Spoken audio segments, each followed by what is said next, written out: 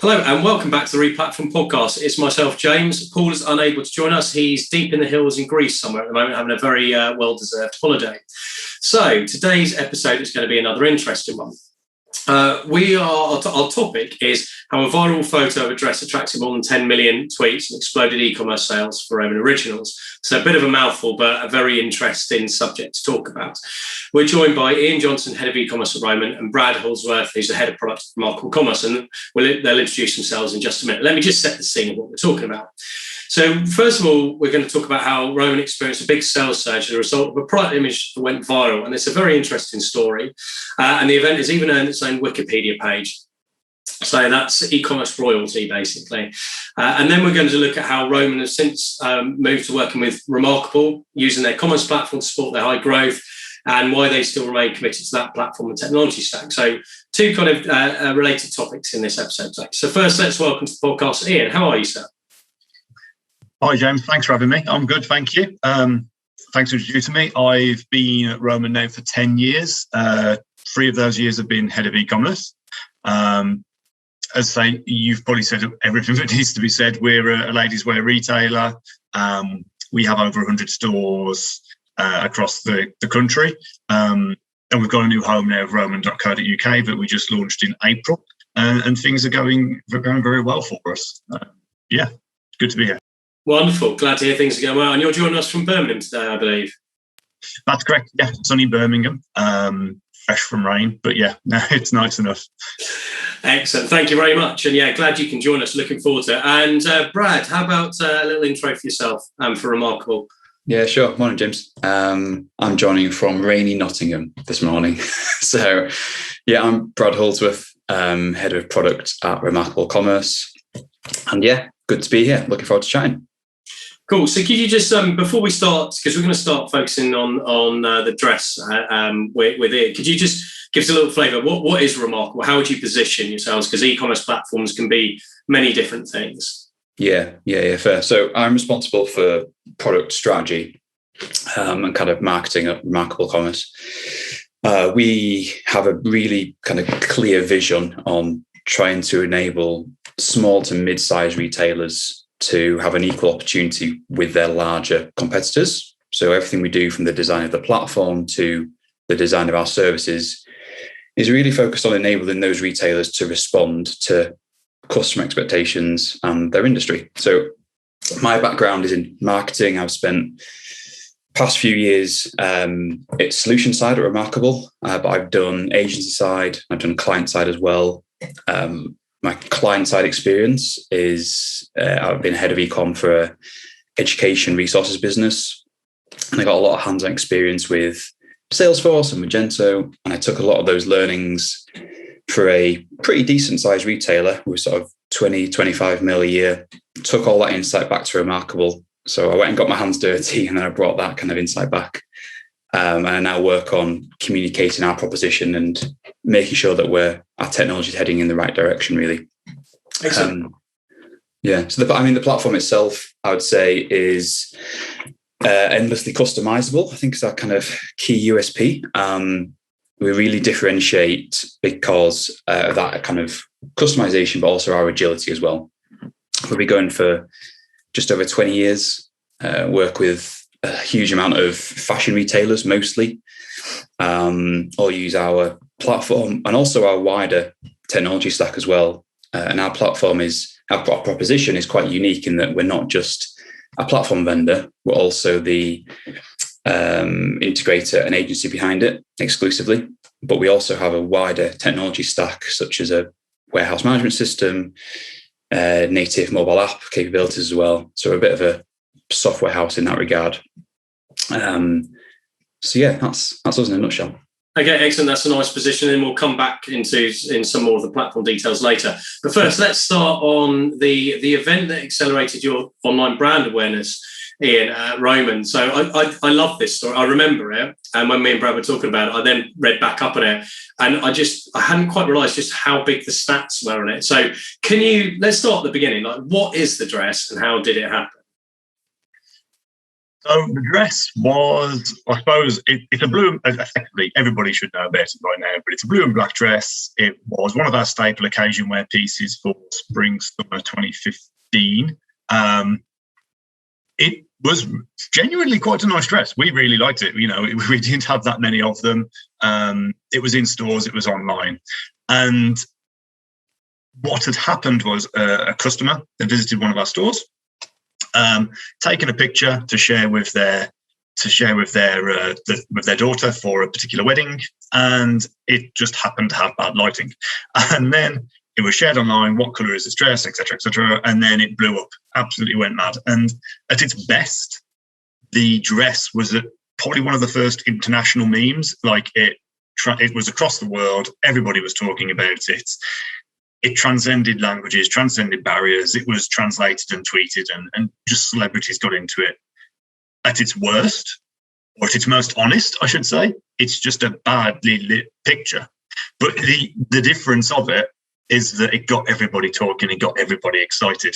It was a real defining moment in internet meme culture, but it was also a really defining important moment for us at Roman as well, because it really, as you say, it drove our expansion into new areas, and within 12 months we started having a conversation with Remarkable. So it did make a big difference to everything that we were considering at the time. And what was the key discussion? So my understanding was basically, you said the lighting at the impact, but different people perceived different colours, and there was that question of what is the true colour of this dress, and it sparked a bit of a conversation in it around how we perceive colour. That's right, yeah. So a lot of scientific publications got involved at the end of the day to explain the differences, why some people perceive the blue and black, why some people perceive the white and gold. And there was endless amounts of TED Talks and endless amounts of interviews that we had to take on that. Can't explain the science behind it myself, but it is really interesting, really fascinating.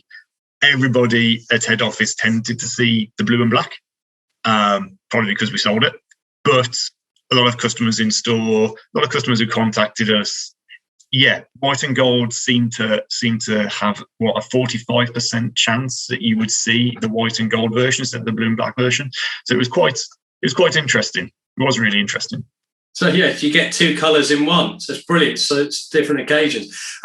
So a question I got on that is impact, because people have talked over the years about you get these big blow-ups on social media and it's very transient, and then it's there and then it's gone. Like this obviously was quite pronounced, and you had those roll-on things like you say, TED Talks and interviews. What was the kind of short and long-term impact from an e-commerce point of view? From an e-commerce point of view, short-term impact was an awful lot of sessions, an awful lot of customer engagement. Not all of it particularly good, but there was a lot of interest there, and it was single-handedly until that point, it was our best e-commerce period. We had over 2 million visitors that week. We generated, I think it was 85% more revenue that week than we had the week before. We sold out of that dress within minutes. We desperately tried to make more, and I think there's only one still left in the business somewhere. But it was sold out. There was television coverage, an awful lot of brand awareness, an awful lot of radio interviews. And for the weeks after the fallout, it remained very much an important part of our day-to-day trading. So we went out there with, we've got it, we've got the dress, etc. We raised some very quick advertising campaigns. We didn't do any physical advertising because we felt that everybody was doing it for us anyway. But it became part of some of our physical marketing within our orders, within our stores. We got some posters whipped up, etc. And it continued to drive traffic for a month, 2 months after the fact. So immediately, the short-term impact was nice. It was nice to see good numbers, but once it started to die off, it fell back to something more reasonable. By the end of March, start of April, we were back to something that was a little bit more expected, which was good. Because it meant we stopped having absurd bandwidth bills. And then from a more long-term perspective, we'd been a bricks and mortar retailer since the mid-90s. And it wasn't until 2008 we actually had a trading website. But we were still predominantly a bricks and mortar retailer. The e-commerce at that point only took 5 to 10% of the revenue for the overall business.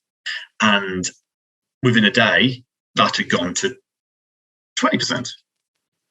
And that was great. For that week, we were 20% of the business. And it was rapid and it was very, very well, the company believed it was very easy to maintain those numbers. Of course, it transpired that it particularly wasn't, but it showed what was possible. It showed us what was capable with the scalability of what we can do e-commerce. That wouldn't have happened if we'd only had stores, for example. It wouldn't have been able to scale to the level it did because we could distribute our orders via the online. You had people coming from the US, from the UAE, from China, India. All of the countries around the world were buying this dress and coming to our website and visiting us. And that's what really made the difference. Had we only had the physical stores, every store might have had 4 or 5 sizes available. It wouldn't have had that impact and it wouldn't have spread quite as far as it did. So the biggest thing that we got out of it was the investment into our future as an e-commerce retailer. And I think that's the most important thing that happened from that was just this sudden change in belief and structure from what the business would take going forward. That's the most important thing. Yeah, that's really interesting, actually, because having worked with a lot of businesses that are traditional bricks and mortar, and there often can be a bit of reticence to really push the investment into online because it's still small and it's small and it's not treated like a store. It's treated like this separate thing. So, I mean, I guess that's great from an e-commerce point of view for it to suddenly raise the stakes at a board level. And you touched on it earlier about, it was great and positive, but there were also some issues, and there always are when you suddenly get this rapid growth and interest. What were some of the key things that came out that were challenges, and how did you tackle it? I mean, we very quickly realised within the first 24 to 48 hours that we were kind of out of our depth with the amount of attention we were getting. It was becoming difficult to manage and keep consistent.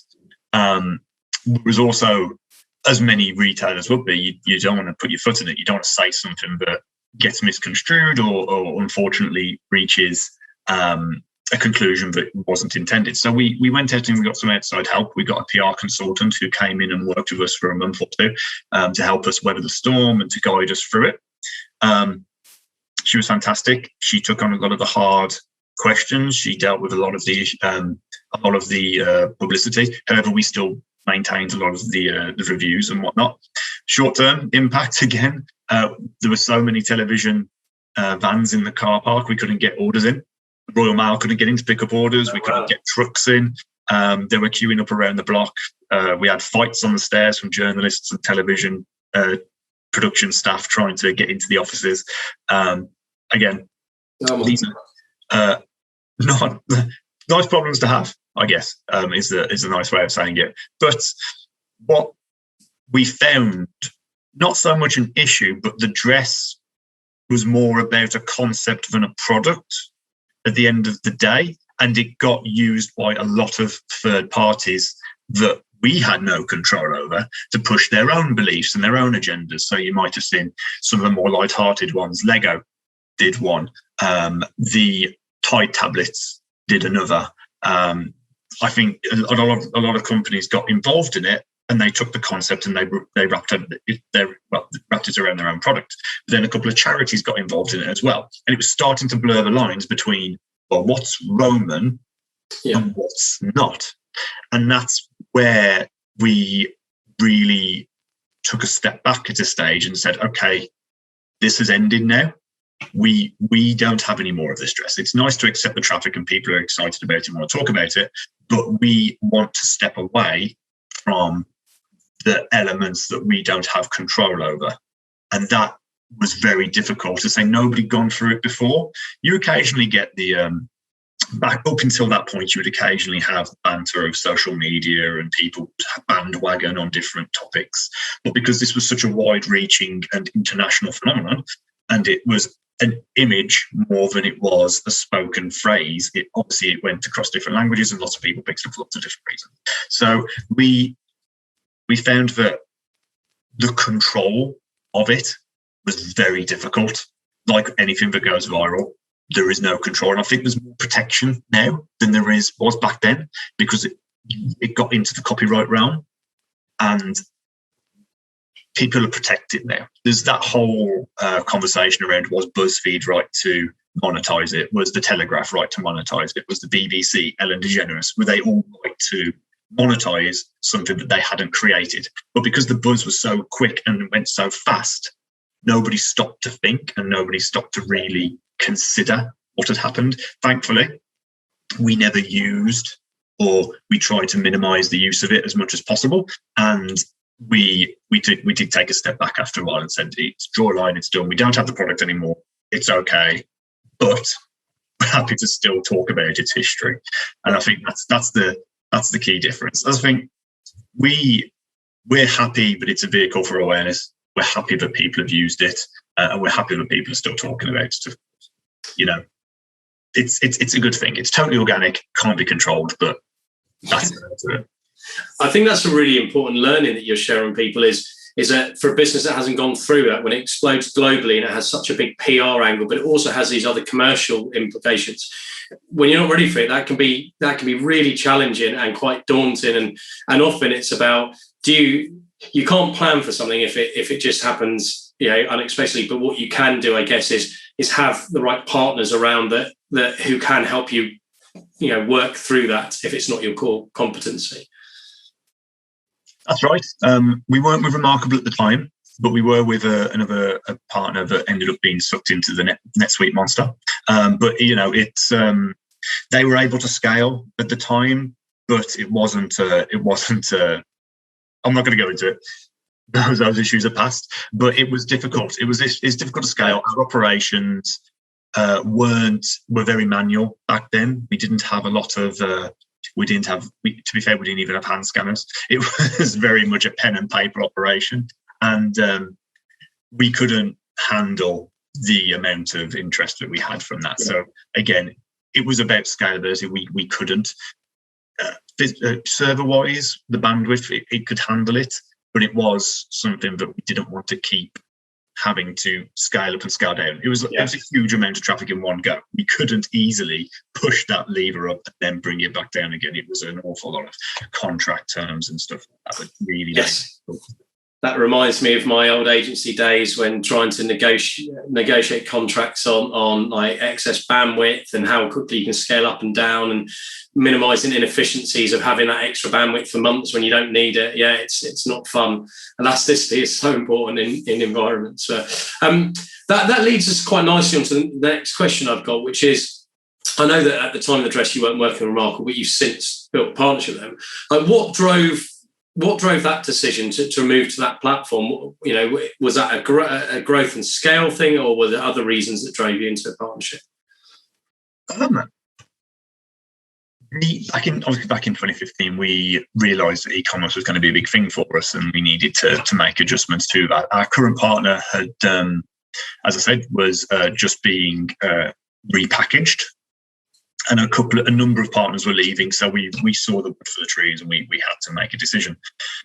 We looked around an awful lot of partners. We didn't make any immediate decisions, much to Remarkable chagrin. You know, we had to do our due diligence, and we wanted to be with someone that was agile and responsive as we were, and was going to be more of an accessory to our team than anything else. We didn't want an agency. We didn't want to work with a partner that was going to build us on a separate platform. We wanted to be with someone that had built a dedicated platform that could be incredibly agile, be incredibly scalable, and had the kind of growth ambitions that we did. It became a no-brainer after that point, because there was also fashion retailers on the platform that made it an easy decision for us, and they were able to promise growth in the 12 to 24 month period, where other people were promising growth in the 4 to 5 year period. And that was a big difference for us. We wanted to invest a lot of money very quickly. We wanted to grow and to scale and to build. We didn't want a slow burner. E-commerce didn't have the luxury of waiting. It needed to be fast and rapid, and I think that makes the biggest difference for us when we're talking about Remarkable. It's a bespoke platform, completely customizable. You can't do that because somebody else hasn't done it. That doesn't exist. It's built around us, and that makes it the best for us. Okay, yeah, I'd love to know what you learned from that process, because when you've gone from one setup and you're moving to another one, even with the benefits, you can realise there's always challenges in that transition. Like, what did you learn from that replatforming piece, and what advice could you give out other e-commerce teams who are considering or going through this process? It turned out we didn't know what was best, and we probably should have let Remarkable do more of it for us. We completely redesigned our front end, and it was an awful lot of work, and it was a lot of late nights and painstaking looking over designs. And then when we finally transitioned over to Remarkable, it was live very quickly. It was between March and July we managed to get live, and we were unhappy with the numbers that we were seeing for the first 2 months. So we said, look, guys, what have we done wrong? And they said, to be fair, these are all the changes we make. And a lot of those changes are still in place today. We went quite boutique style with the website, and we probably should have just listened to the experts of what they were telling us. We've grown and we've adapted from there. I mean, other challenges was just introducing a whole new culture to the environment. We'd always done development in-house. So outsourcing that development, there's a lot of people that are thinking, well, what am I going to do now? But we didn't lose those people. Those people adapted and they've become project managers in that field. So it's changed how we look at a project. It's changed how we look at work, and there's no throwaway pieces anymore. There's not stuff being worked on for the sake of it. Everything has a place and everything has merit. So losing the in-house development isn't a bad thing. It's really enabled us to do more than it had previously. Other challenges operationally, there's things that are different now. We had to go with different parties. Historically being with MetaPack, and then moving to Royal Mail direct via their third-party courier solution. It's made a massive difference to our scalability. So change isn't a bad thing as long as you know what you're getting into, I think is the main takeaway. Yeah, that's a very good point. Assessing what the impact is of anything before you decide to do it is very important. Last question before we kind of dive a bit more into Remarkable, Brad, what's kind of the key learning thing that you took out of that whole process of changing technology, implementing a new one? If you could go back and wave your magic wand, what was that key learning piece for you? The key learning piece, I think, is something that they help figure out. Stop worrying about the problems you're having today. Worry about the problems you're going to have in 2 years, because it'll be those problems that you're seeking to fix, not the more immediate problem is, oh, my conversion rate's pretty low. What do I do about it? That changes with the season, it changes with the weather, it changes with a lot of outlying factors. The things that you need to worry about, how am I going to scale my operations to adjust this for a 50% growth in revenue? Those things, it's too late to worry about that when you're there. So worry about the things that are coming. Don't forget about the things that are concerning you at the moment, but do worry about the things that are going to happen in 2 years' time, because that's where you want to be, not where you are now. So there'll be a lot of times where you're getting stressed and lots of sleepless nights because you're thinking about a particular problem that's bothering you today. But bigger picture, it's not the main problem. It's going to be what you're worrying about in 3 years. That is the long-term project, and is something that you can easily manage and digest over a longer period of time. So worry about those problems. The day-to-day, don't worry about it. That's probably more of a personal thing. Business-wise, just make sure you've got all your eggs in a row. Make sure you know what you're transferring over, and you should be okay. Plan for growth. If you don't, what's the old idiom? If those who plan to fail to plan to fail. Just have a nice roadmap in place. Have a plan. I think that's really good advice, because a lot of the time in the projects I work in, it's helping people through the process of transition. And I often say to them is, you've got to think about where you want to be in 3 to 5 years, not where you are now. And yes, it's that thing exactly what you said. Don't fixate on all the little issues you've got now, because you lose sight of, oh God, we forgot to put that strategic capability into our platform. Oh dear. And the operational bit you said is so important. If you don't have the right resource, it doesn't matter how good the technology is because you can't use it. So yeah, very, very good advice. Thank you. So let's switch over and have a bit of a dive into the Remarkable platform, and then we'll come back to you, Ian, if that's right, and talk a bit about where the current challenges are and where you're going with Roman. So Brad, you talked when you introduced yourself in Remarkable, you said about agility. Mm-hmm. Now, I love getting into these discussions because the word agile gets used or gets abused so many ways. I'd love to hear. It gets smashed, doesn't it? Exactly, we're agile. What does that mean? I'm not meaning that in any dismissive way, but I'd love you to be able to articulate for our listeners, what do you really mean? And could you give an example of how that agility benefits a merchant? Yeah, sure. So I'd say our agility is special because we're not a SaaS platform as such. We're kind of like a hybrid SaaS solution. So like Ian just said then, each of our clients have a tailored version of our platform, which means that although we have core services which kind of interconnect and kind of tie all our clients together in certain ways, but generally speaking, all of our clients are almost entirely separated. So that means from an agile point of view that they are not tied to like a specific release schedule or anything like that. There's no kind of release roadmap. All of our clients are very independent, actually, in almost every way. And I think that's really important because a retailer should really be in control of their DevOps, I think, and release on a schedule that works for them, whether that's weekly, even daily. I'm sure Ian can remember the kind of daily hot fixes we were doing back in the 5 or 6 years ago. And then as time goes on, that becomes weekly, bi-weekly, monthly, whatever schedule works for them. However fast they want to be developing the platform. But yeah, agile to us means clients are in control, I guess, and they are. And for us, that means that the platform and their version of the platform can go in whatever direction they need it to. That's how I would explain agility for us. Yeah, that's a really nice explanation. So that leads me nicely onto a kind of related question, which is architecturally. So you said you like hybrid SaaS. How does that work? Because one of the big fears people have on truly customized platforms, and I've seen this when people really turn a Magento into a Frankenstein. Yeah. And it's not Magento's fault, but people have just customized the crap out of it, and it makes upgrade paths really difficult for core releases. So do you then have a core level of application services where those upgrades can be rolled out across the clients, and then you have the customization on top of that? So how does that work?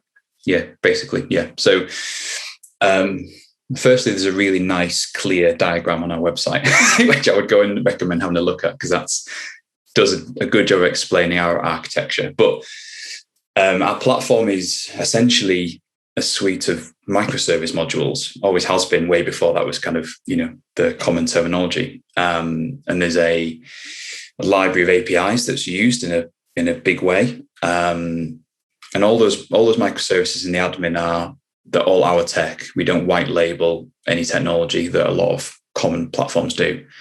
So there's everything from, a CMS page builders and a strong PIM, search and merch kind of capabilities.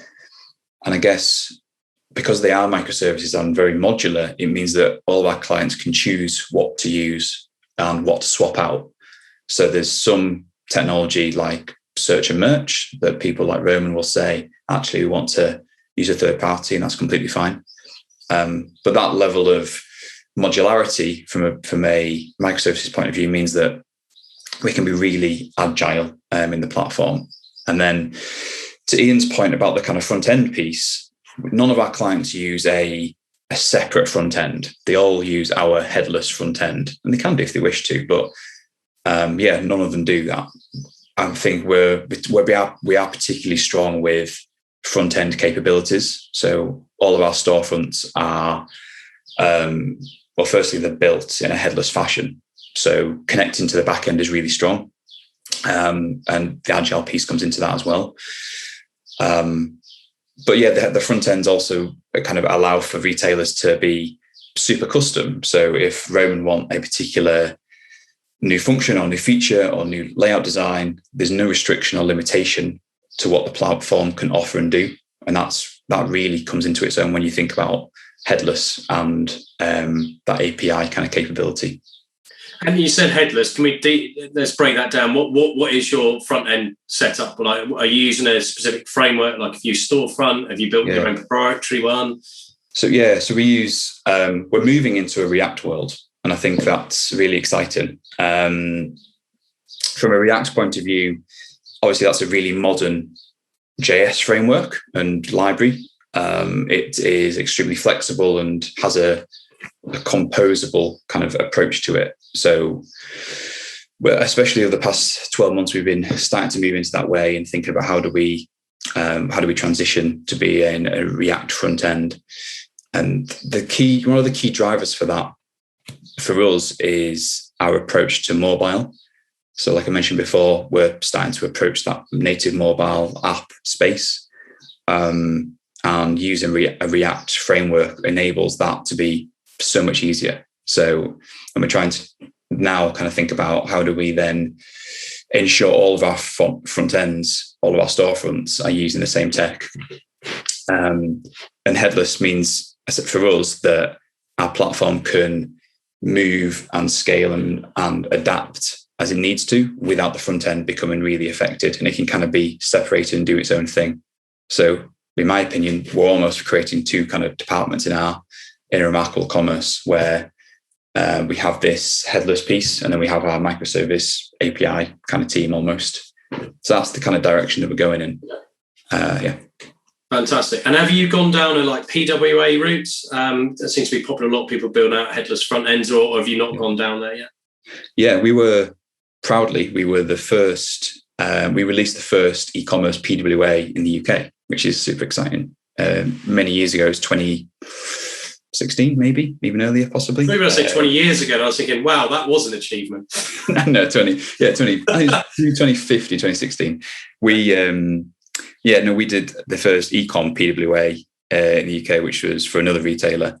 And then, all of our front ends then became kind of PWA friendly. Mobile and especially kind of front end performance is incredibly important to us. We like to think that our front ends and our sites generally are super quick, and I'm sure Roman can attest to how much time and effort we put into making sure performance is as best it can do for that time, for that point in time. Okay, excellent. And from a roadmap point of view, where are you focused? Because no one platform can be everything to every business. So are you focused now on enhancing core functionality, or is it adding incremental functionality, or both? Bit of both. To be honest, our recent focus has just been on ensuring that clients stay agile. So, which means diverting all resource we have onto our client teams. And that's just because the past 12 months have been so incredibly busy for us and our clients. Most of our clients have seen really, really strong growth, and that's starting to really come on as well now. So that's where our attention has been. Our clients just constantly wanting more functions and quicker delivery of projects. So our service kind of element has really been the focus. And then, from a roadmap point of view, all of our clients, like I said, have their own front end. So many of them have their own admin version as well, which means that almost like every client has their own roadmap. We're not like a SaaS solution with one central roadmap. We have many, many projects and roadmaps going on at the same time.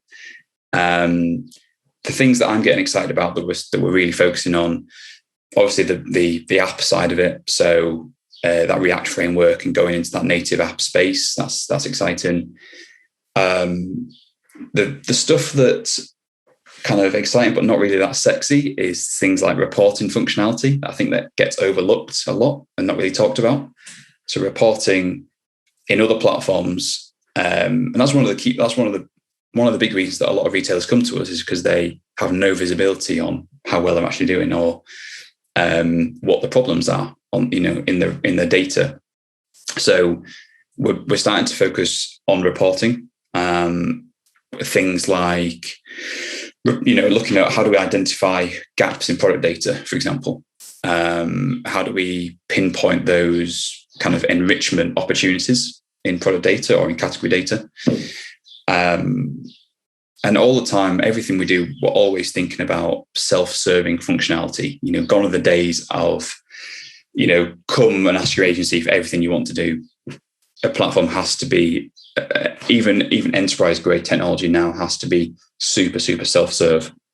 So what are the things we have to take a step back and think, what are the things that our clients have asked for over the past 6 months that we should now be giving them as technology, as functionality in their admin? So things like a pop-up manager, a designer, things like a product recs kind of carousel control, extending our dynamic text capabilities, especially with like international clients that have an international storefront.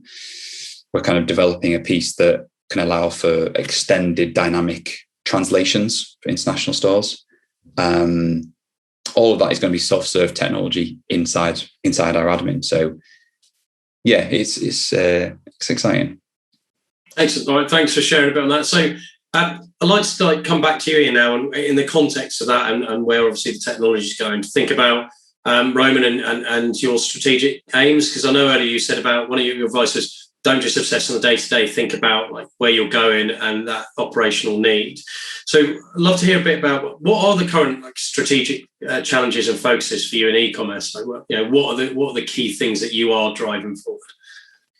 I think along with a lot of retailers, we saw quite a bit of growth in e-commerce as we were coming out of the tail end of the pandemic. Well, I say coming out, we're still in it, aren't we, Tim? So, towards the later stages of 2020, we saw some incredible growth.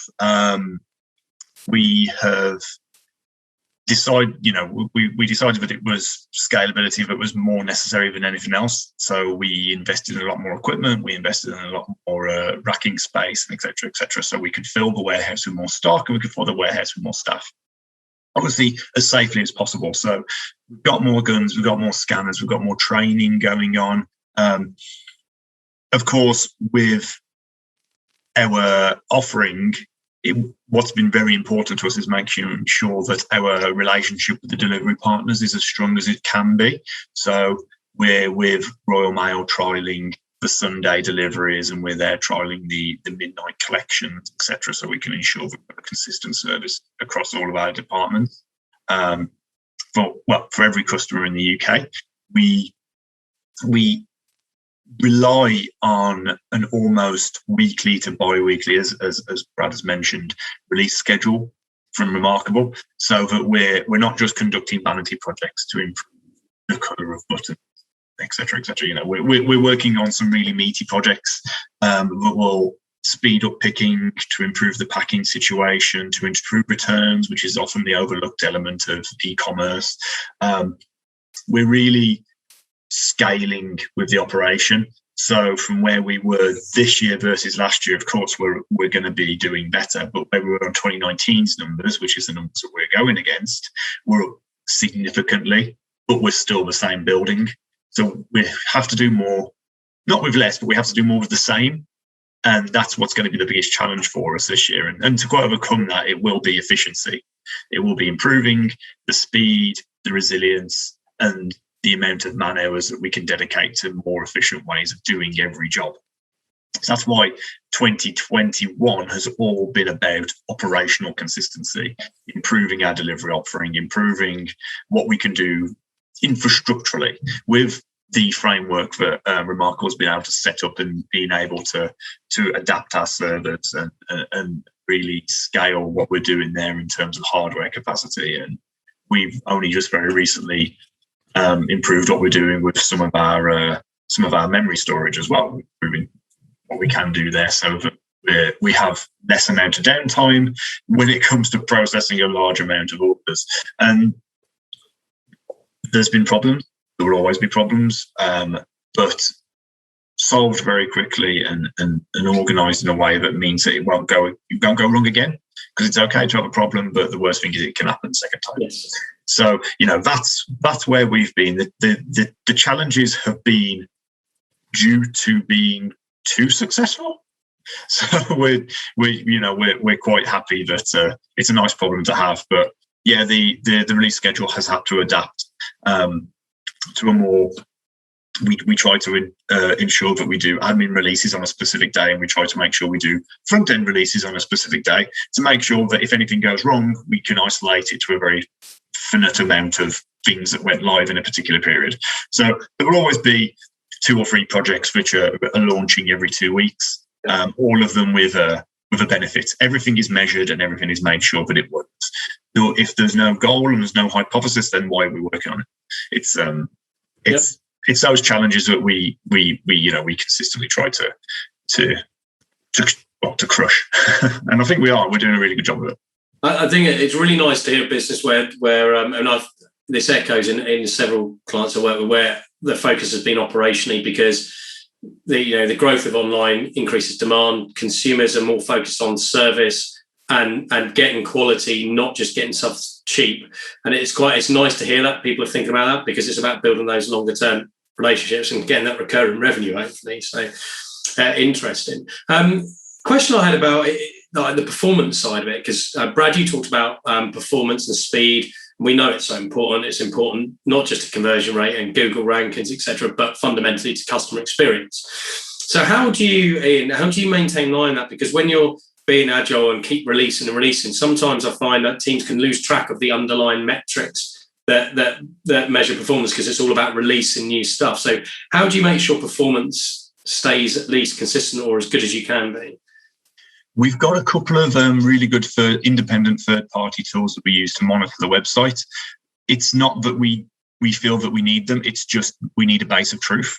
Everything we do gets released onto a test environment, which goes through significant amounts of testing, then onto a staging environment, and then we leave it on the staging environment for a certain amount of time, and then we may release it to one production server. And from there, we'll measure it on our third-party tools. We'll try to use tools like Sentry and etc. to make sure we've not made any development mistakes, though those are very minimal. We have to make sure that there's nothing there that could easily go wrong. Performance for us is measured on a highly behavioral metrics. So we're looking at conversion rate, we're looking at bounce rates, we're looking at exit rates, we're looking at items per basket, we're looking at average order value. Are the things that we're making going to impact our business in one of the 3 pillars? It's one of those things that we have to make sure that we're consistently checking. And if we feel that something has gone backwards, it's not to revert it immediately. It's to adapt and to refine. Everything we do might not make a difference at all. If you were to believe services like Optimizely, Convert, A/B Tasty, etc., there's going to be you leave a test on for weeks, it will tell you conclusively that you are going to improve revenue 500% by performing this action. You do it and you see nothing. It's just that statistical proof that will always point to an answer, but that answer doesn't always exist when it comes down to a real scenario. So we see everything as part of the journey onto a bigger picture. Just because we've not seen an improvement doesn't mean that we won't get an improvement eventually. It's part of the overall roadmap approach that we take to development. And performance is a large part of that. From the behavioural metrics down to the page speed analysis is, I'm sure, Remarkable hate, but we sometimes come to them and say that why is our website 0.2 of a second slower than one of their other clients? But these challenges exist to make sure that we're always on the best path. And there will be some projects that we've got in the pipeline, but we are very keen to do, which will see no benefit to the customer than page speed. Yeah. But it's going to make a big difference. Yeah, I think that's nice. The behavioural side and the core underlying speed metrics, and the two together. And often you can take a slower performing page, but have a better overall customer experience and on-page UX, and actually get an incremental conversion rate from doing so. So yeah, you've got to balance it. Nice advice. I'd love to talk a bit about personalisation before we finish up, because personalisation it's talked about everywhere. People are obsessed with it, about, this is the way that you differentiate, this is the way that you keep people coming back. How important is personalisation at the moment to the e-commerce strategy? At the moment, it depends on what level of personalisation we're talking. True one-to-one personalisation, I don't think many people are doing it well at all. We're talking explicitly a customer telling you that they're interested in something. And I think that as retailers, we're always keen on telling people what they want and not listening to them. So we're looking at wish list data, we're looking at surveys, we're looking at true engagement metrics to say what are you more interested in, and we're going to be building a bit of a personalization program around that. At the moment, we're probably too much geared towards our first party data, so it's the abandoned baskets and the cart recoveries and the abandoned browsers, and we're assuming interest. So where it comes to true one-to-one personalization, I think we've all got a real long way to go. But we are getting there. As I say, we are using some of our additional sources of truth on the website to make sure we're providing accurate, relevant personalisation. However, we're not really doing it on a front end at the moment. We've got some limitations there that we're aware of. It's that basis of knowing that you've got thousands and thousands and thousands of people visiting your website on a daily basis. Not all of them can have a personalised result and still end up with the same experience. So do we impact site performance for everybody, but everybody's got a tailored experience? Or do we accept that there's going to be a certain amount of segmentation there and everybody has a good experience on the website and site performance isn't affected? I don't think that JavaScript integration at the moment is really fast enough for that true one-to-one at the moment with the data endpoints that we've got. And well, data silos being a completely separate issue. There's lots of talk about true one-to-one, but I think the only way that we're currently seeing that is through email and other marketing channels. But on-site personalization, I think, still has a way to go. So I think we're using a lot of data and we're pairing a lot of really smart decisions with our marketing suite. And that's what's driving a lot of people back to us at the moment. And I think with the changing of the seasons, because obviously fashion is a highly seasonal, is highly affected by season, highly affected by trend, highly affected by what's going on in the world, that we're able to make faster decisions when we're acting on the cloud, the hive mind of the customer. We aren't waiting for that customer to tell us they are now interested in occasion wear, because assuming other customers are now interested in occasion wear, then it's important for us to start putting that in front of the person. Otherwise, we would assume that somebody who bought last year loungewear would still be in it this year because they've yet to come back and tell us that they are interested in something different. And I think that's where we need to be smart, and you need to control the machine learning element and the AI elements of everything that you're doing. The merchandising of the product would go crazy if you tried to input any of the last 12 months of data into it. It wouldn't understand what's going on. Well, does any of us really? But I think that's what you need. You need to make sure that you're controlling all of these pieces of technology there to personalize, but not to act too granularly.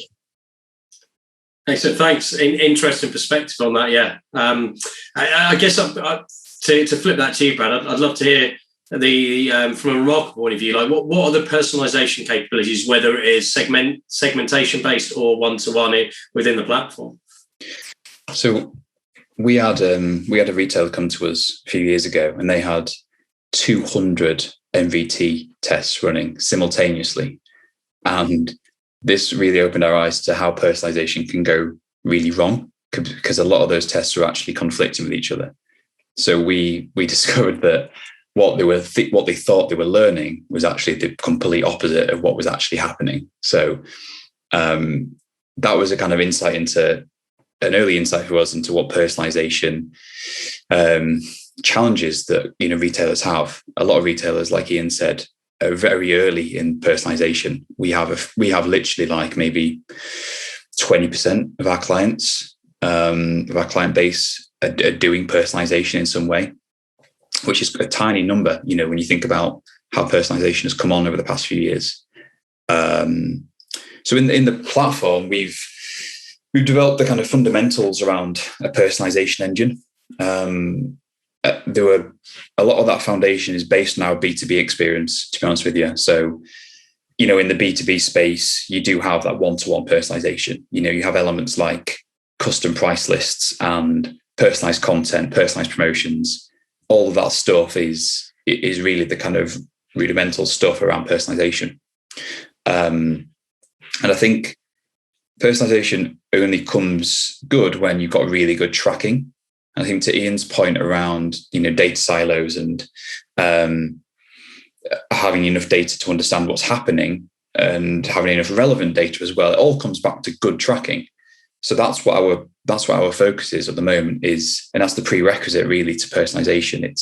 It's our own piece of tracking technology. So that's what our focus is. So current capabilities is quite low, but yeah, something that we're really focused on, and we'll be coming along in the next year or two. Okay. Thanks. So for me, this is the most important thing with technology. It's the honesty about where you are and what's the current strength and where it might be in the future. But you're right. I mean, data is critical to it. So, yeah, interesting. Well, that brings me, you'll be glad to hear, it brings me to the end of my annoying questions, gents. So I hope I haven't traumatised you too much on a Wednesday morning. Thank you very much, James. Really appreciate it. No, it's been fantastic. Thank you very much, James.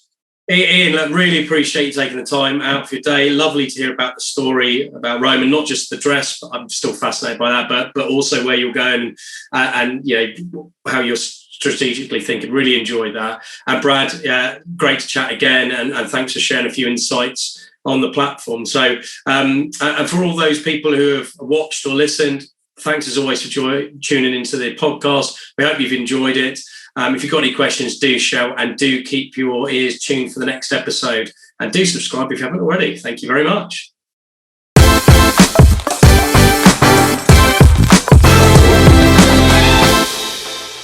For more information on this topic, head over to replatform.fm for our audio podcasts. To discuss a project, or if you'd like to chat about any of the topics covered in this episode in more detail, please reach out to myself, James Gurd, or my co-host Paul Rogers via LinkedIn and Twitter. Thanks again for listening, and keep your ears peeled for the next episode.